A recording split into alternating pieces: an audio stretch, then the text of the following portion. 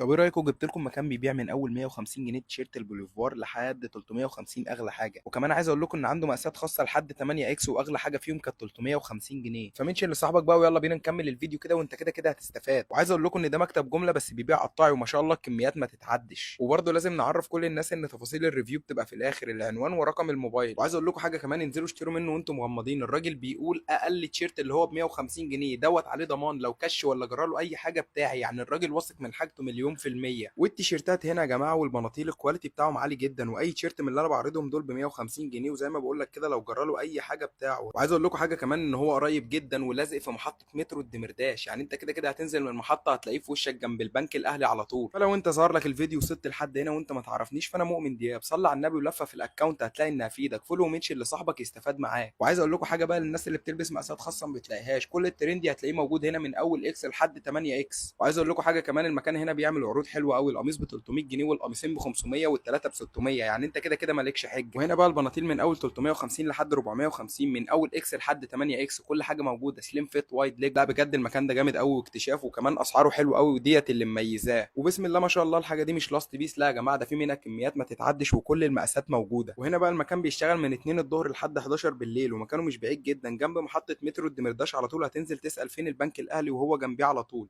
لوجان ستور.